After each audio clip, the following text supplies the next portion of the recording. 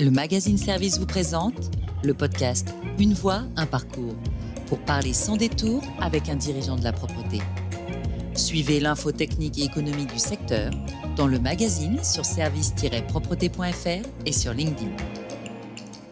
Bonjour à tous, je vous retrouve aujourd'hui pour un nouvel épisode du podcast Une voix, un parcours proposé par le magazine Service. Je rencontre Gorica Garrick qui gère la société 2GM Propreté basée à Vénissieux dans le Rhône. L'entreprise emploie 110 salariés et réalise un chiffre d'affaires de 3,5 millions d'euros. Le parcours de Gorica Garrick est atypique. Elle est arrivée en France en 2001 et a commencé à travailler comme agent de propreté dans différents groupes du secteur. Elle a ensuite gravi les échelons, chef d'équipe puis chef de site. C'est en 2009 qu'elle décide de se lancer pour travailler pour elle, sans se douter que son entreprise allait autant se développer. Elle nous parle avec fierté des secteurs d'activité dans lesquels 2GM Propreté intervient, même les plus spécifiques. Quel est le marché gagné dont vous êtes le plus fier ? Si je vous réponds, les crématoriums. C'est une super réponse. Comme ça, vous allez pouvoir m'expliquer pourquoi. Pourquoi pas ? Il y a quand même une spécificité, j'imagine, à travailler dans ce genre de contexte.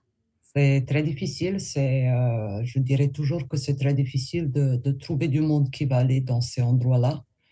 Même pour moi-même, c'est tout début, quand j'ai entré au premier crématorium grâce à une cliente, c'était très difficile à passer cette porte et se trouver à ce endroit-là. Trouver dans ce endroit-là où il n'y a plus personne, on va dire. Il y a une exigence énorme parce que ça reçoit public et un public qui est très touché. Donc, il faut qu'il y ait une chose qui est irréprochable, c'est le nettoyage. C'est quoi pour vous votre plus grande réussite professionnelle ? Pouvoir nourrir tous les mois autant de familles.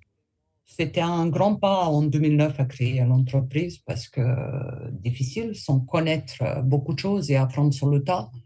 Et comment vous avez franchi le cap ? Parce que vous me disiez tout à l'heure que vous pensiez démarrer cette activité donc seul, pour vous-même. Et finalement, au lieu de rester artisan, vous êtes devenu une société importante quand même. Je n'ai pas prospecté pour développer et arriver à voir autant de salariés. Ça s'est fait vraiment tout seul. Je suis arrivée de ne plus pouvoir toute seule en faire. Et il fallait embaucher le premier salarié et le deuxième par la suite et le troisième. Et un jour, on m'a proposé, on va dire, un site à Dijon. Donc là, je ne pouvais pas aller moi-même. Il fallait encore un autre et par la suite, c'est à cette manière que ça s'est fait où je ne pouvais plus. C'est les autres personnes qu'il fallait qui m'aident. Vers quel secteur d'activité vous avez envie de développer l'entreprise ? Aujourd'hui, j'aimerais beaucoup plus aller dans le médical et pouvoir répondre dans les cliniques. Quel est le projet qui vous tient le plus à cœur pour l'entreprise ? Agrandir la famille, je veux dire qu'on est encore plus nombreux et qu'on arrive à satisfaire encore plus de clients. Est-ce qu'il y a une rencontre qui a marqué votre parcours dans ce secteur de la propreté ? Brigitte. Ah. Expliquez-moi du coup comment vous êtes rencontrés. Elle a travaillé dans les grands groupes et elle a décidé de prendre la retraite et j'ai trouvé qu'elle est très jeune d'aller à la retraite et qu'elle peut encore donner énormément aux petites sociétés comme la mienne. Donc, il y avait pendant beaucoup de temps une négociation qu'elle accepte de venir travailler avec moi, pas qu'avec moi, travailler tout court. Quel est le plus beau compliment professionnel que l'on vous ait fait ? J'ai entendu les clients dire ça fait 14 ans qu'on travaille ensemble, ça fait 14 ans que ça se passe super bien et qu'il n'y a pas d'absentéisme des salariés et qu'on est toujours sur écoute et sur réactivité. Alors, c'est quoi votre secret pour qu'il n'y ait pas d'absentéisme des salariés ? La confiance des salariés. Bien sûr, il y a les salariés qui sont absents, mais ils nous préviennent et qu'on arrive à les remplacer avant qu'on ait une absence. Est-ce que vous menez des actions particulières pour conforter cette relation de confiance ?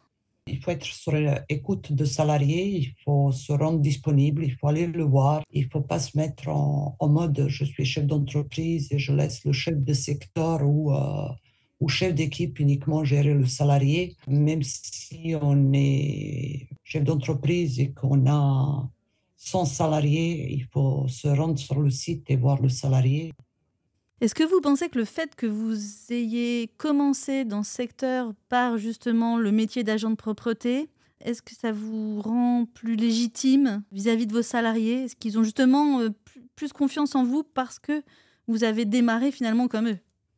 Énormément, parce qu'aujourd'hui, quand ça m'arrive d'aller voir mon client, j'ai rendez-vous avec mon client et que la salariée elle est sur le site au moment-là, je vais prendre du temps, je vais arriver avant, je vais aller la saluer et ça m'arrive d'enlever ma veste et lui donner un coup de main.